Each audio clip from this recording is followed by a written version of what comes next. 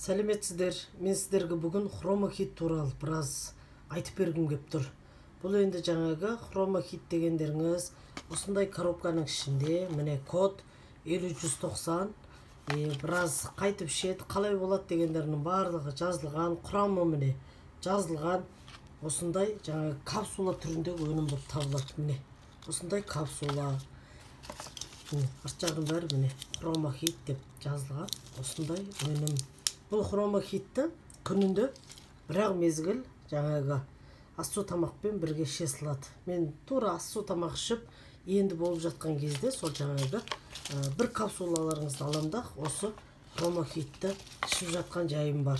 Ал енді мен сіздерге осының қандай қасиеті бар, неге жақсы, не үшін соншама осы хромохитті біз жаңағы ішіп қолданып отырмыз дегенді айта кететін болсақ, мына хромохит дегеніңіз кәдімгідей жаңағы пикалинат деген хром мына адамның аппетитін, яғни жаңағы тағамға деген мына өзін-өзі тежей алмай бет алды ішіп жейтінді жаңағы тежейді екен, яғни қалыпты жағдайға келтіреді екен. Хром деген нәрсе жалпысы микроэлемент екенін білесіздер. Ол жаңа біздің көміртегіміздің процесстарын, зат алмасу процесін қалыпты жағдайға келтіре отырып, біздің жаңағы сезімтал келген мына өзіміздің жасушаларымызға бұл инсулинді алып келеді екен. Сондықтан хилатный комплекс, пикалин жаңағы қышқылмен осы биологиялық таза табиғи түрінде бізге 80-90% хромның молекуласынан жаңағы құралған осы өнімді бізге Battelle беріп отыр. Battelle-дің өнімдері енді білесіздер, өте жан-жақты екен. Сондықтан пикалинат хрома деген енді неге көмектеседі? Мына құрамындағы пикалинат хрома дегендеріңіз хромның жетіспеушілігін толықтырып береді. Сосын кейін мына жаңағы тойғаныңызды білмей бет алды ішіп жегеніңізді қалыпты жағдайға келтіреді. Сосын мына сладкий тәтті тағамға құмар болып тұрсаңыз, соны қалыпты жағдайға келтіреді. Сосын кейін асқазанның ішіндегі жаңағы мына жел толып, асқазанның іші кеудеңіздің барлығына жаңағы жел толғанның кесірінен ауру сырқау болып тұрса, соның барлығының бетін қайтарады. Одан кейін жаңағы мынау өзіңіздің инсулиніңіз өзіңізден жаңағы бөлініп, мықты белсенді болу үшін көмегін көрсетеді. Сосын кейін біздің май алмасу процеспен жаңағы көміртегінің зат алмасу процесін қалыпты жағдайға келтіру арқылы жалпысы біздің жаңағы қан қысымымыздың жоғарылап кетуін қалыпты тұрақты жағдайда ұстай алады. Сосын кейін қан тамырларыңыздың ішкі жағын әдемі майдалы қып, қан тамырыңыз дұрыс айланып, қанның циркуляция крови дейді ғой, қанның айналымы жақсы болуына мүмкіндікті бергізеді. Осылай бізден жаңағы мына көңіл күйіміздің болмау, ас-су тағамға бет алды тойып тұрсақ та тойғанымызды білмей жату деген сияқты процесстен бұл бізді айықтырып береді. Осылай жаңағы жүйке жүйенді тыныштыра алады. Сосын кейін мына жаңағы май басқаннан да сақтай алады. Мына жаңағы өзін ұмытшақ дертке жаңағы шалдығып жатқан кісілерді де қалыпты жағдайға келтіреді. Сахарный диабеттің екінші тип деп айтады, бірақ та бірінші типтағы инсулин зависимый адамдарға да жаңағы дәрігердің нұсқауымен кәдімгідей сол кісілер өздерінің диагностикаларын жібергенде де жіберіп көмектестік. Ал енді бұл жаңа пикалинат хром дегенді жалпы айтқан кезде адам егер мысал артық салмақпен күресем деген кісі дефицитті хромның жетіспеушілігін ағзадағы қалыпты жағдайға келтіре отырып, өздеріңіздің жаңағы ас-су тағамға деген тәбеттеріңізді контроль жасау үшін қолдануға болады. Ал ішкі құрыс ағзасы жаңағы желге толып кетіп ауырып жатқан кісілер болса, онда ішкі құрыс ағзаның осы толып кеткен желді қайтару арқылы өзінің функцияларын қалыпты жағдайға келтіруіне мүмкіндікті бергізеді. Сосын кейін артық салмақ, май басу дегендерге де қолдана аласыздар. Сосын сахарный диабеттің екінші тип деп жазады, бірақ та біз бірінші типқа да жаңағы инсулин зависимый, яғни жаңағы инсулин екпе құйып қалған сондай адамдарға да өздерінің нұсқау бойынша бергіздірді. Сосын кейін бұл жерде жаңағы жаман холестерин қанда көбейіп кеткен кезде, сонда да осы өнімді бергізу арқылы жалпы есте сақтау қабілетті де сақтап қалу мақсатында бергізеді. Енді негіз айтып келген кезде осы канның айналымның толыққанды бұзылғанның кесірінен қиналып жүрген кісілер болса, сондай кісілерге де осы хромохидті бергізеді екен. Жалпысы айтқанда тердің ауру, жаңағы мына тердің ауруының да сан алуан түрі бар, жаңағы псориаз дейсіз, дерматит дейді, мына экзема дейді. Экземаның өзі сол экзема, құрғақ экзема деп бөлінеді. Сосын жаңағы псориазыңыздың өзі өте құрғақ, тілініп кеткен жағдай болады. Қатты жаңағы өршіп кеткен, мына бастың жаңағы терлеріне дейін шығып кетіп адамдарды мазасын кетіретін сондай түрлерде болады екен. Сондай тердің аурулар қатты ұлғайғанда, яғни воспалительный процесс болып кеткен кезде осы өнімді бергіздіртеді. Сосын ұзақ уақыт жаңағы ауыр жұмыс жасайтын, немесе ұзақ уақыт дайындыққа шығып кеткен мына жаңағы спортсмен, сондай балаларға да беру арқылы денсаулықтарын сақтап, жаңағы энергия күш қуаттарына жаңағы дефицит болып тұрған энергиясын толтыру, олардың жаңағы күштерін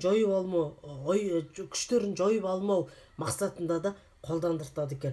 Жалпысы айтқан кезде стресске тап болған кісілерді, мына жаңағы не нәрсеге уайымдап, қара уайымға салына беретін, сары уайымға салына беретін сондай адамдарға да бұл хромохид өте жақсы емдік әсерін береді. Жалпысы айтқан кезде пикалинат хром деген нәрсе, мына әйел адамның гормоны өзгеріп кеткен кезде, сонда жаңағы мына қалыпты жағдайға келтіру, одан кейін жаңағы аяқ ауыр болған әйел, одан кейін ол кісі жаңағы босанғаннан кейін кәдімгідей жаңағы бала емізіп жүрген кезде, немесе жаңағы үлкен әйел адамдар енді жаңағы климакстың салдарынан қиналып жататын болса, сондай кезде де осы хромохидті беру арқылы ол кісілердің жаңағы біресе климакстан тоңағап, біресе жаңағы ыстықтай біресе ол кісілердің жаңағы көңіл күйі бірде жақсы болады, бірде болмай қалады деген сияқты. Одан қалса артық салмақ жинай бастаған кезде, сонда осы өнімді бергізу арқылы ағзаны қартаю процестен сақтап, климакстың жолдарында тоқтатуға мүмкіншілікті бергізеді екен осы пикалинат хромаларыңыз.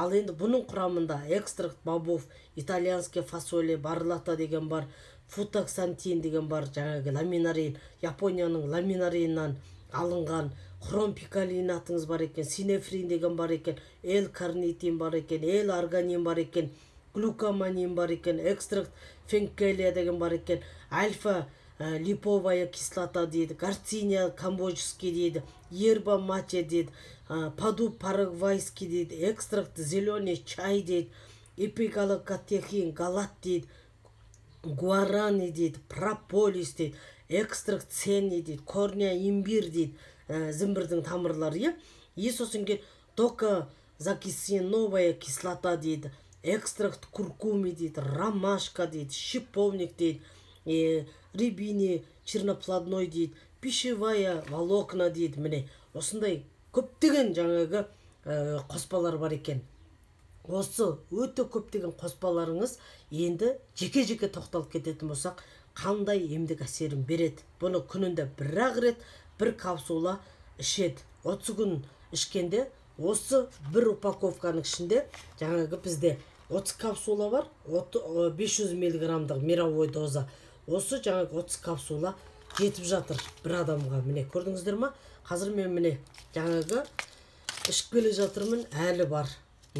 Әлі ар жағында 2 бүтін пластилин тұр. Міне осылай жаңағы қолдану арқылы Аллаға шүкір бүгінгі таңда мен бір отырғанда кейде бір тәтті тағам жеп қойсам өз-өзімді тоқтата алмай қалатыныммен күресіп Аллаға шүкір болып жатырмын.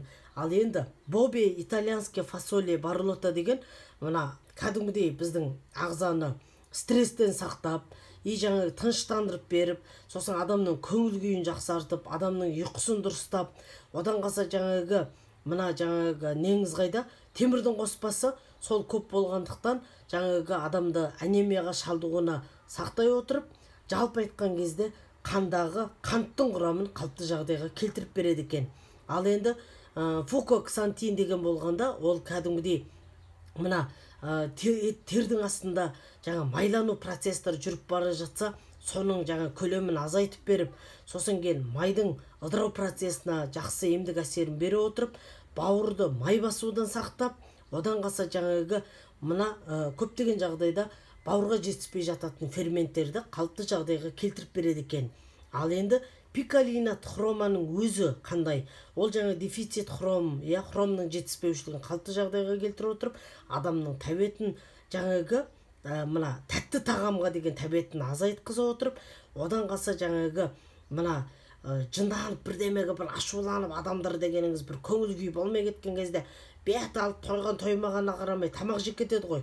Вот сол тәбетті кәдімгідей контроль жасай отырып, жалпысы майдың ыдырау процесс жаңағы оттегінің, көміртегінің жаңағы зат алмасу процесстарды қалыпты жағдайға келтірудің арқасында жаңағы қандағы қанттарыңыздың деңгейін қалыпты жағдайға келтіреді екен. Бұны қантпен, сахарный диабетпен ауыратын кісілерге көбісінде өте жақсы назначение ретінде береді. Сосын синефрин деген болғанда біздің өзіміздің ағзамыздағы жаңағы жылу алмасу процесті жақсартуға, жаңағы қарнымызды аштырмай, одан қалса жаңағы өзіміздің энергиямыз арқылы жиналып жатқан майды жаңа ақырындап ыдырауына мүмкіндікті бергіздіртеді екен. Сосын L-карнитин, R-арганин дегендеріңіз болғанда адамның май алмасу процесті жақсарта отырып, соның арқасында жаңағы май, мына жаңа ет пен тердің арасындағы жиналып жатқан майдың немесе жаңағы бұшық еттердегі өте көп массасынан тыс көптеген жиналып жатқан майларды жаңағы қалыпты жағдайға келуіне, жаңағы мына бізде сүт қышқыл деген болады, өте көптеген жағдайда ауыр жұмысты жасағанда сол сүт қышқылын ағзадан дұрыс шығып кетуіне мүмкіндікті бергізетін қасиеттері бар екен. L-карнитин, L-арганин дегендеріңіз. Сосын кейін глюкоманный, ол болғанда жаңағы ас қорыту процесті жақсартқызып беретін, адамды тоқ қылдыртып отыратын, одан қалса жаңағы мына майдың ыдырау процесіне де көмегін көрсететін, іштегі іш және іштегі ішкі құрылысы, асшек, тоқшек, 12 ішектеріңіздің ішіндегі микрофлораларын қалыпты жағдайға келтіруге мүмкіндікті бергізеді екен. Енді фенкель дегені болғанда ағзаны улы заттардан тазартып бере отырып, ісікті қайтарып, артық сұйықтықтарды сыртқа шығарады, ағзаны тыныштандырып береді екен. Соның арқасында жүйке жүйе қалыпты жағдайға келтіріп, сосын кейін адамның жаңағы қайта-қайта іште газдың, желдің толып кетуі деген процесстарынан құтылып, мына ішектің ауру процесстары оңалып, жаңағы емдік қасиетін бергізе отырып, жақсы қалыпты деңгейге жеткізеді екен. Ал альфа-липовая кислота деп тұрғандарыңыз, ол адамды жаңағы кәдімгідей күш қуат беріп, аш болдыртпай, ағзаны аштыққа жіберткізбей сақтай алатын қасиеті бар екен. Одан қалса енді альфа-липовая кислота, жаңағы айтып кеттік енді, гарциния камбоджийская деген болғанда, ол біздің мына май кислотаны, кешіріңіздер, май кислотаны азайтып бере отырып, сосын кейін адамның тәбетін қалыпты жағдайға келтіріп, салмақ тастауға көмектеседі екен. Енді ерба мате деген болғанда, ол тағда салмақ қоспауға, қанттағы қанның құрамы дұрыс болуға мүмкіндікті береді екен.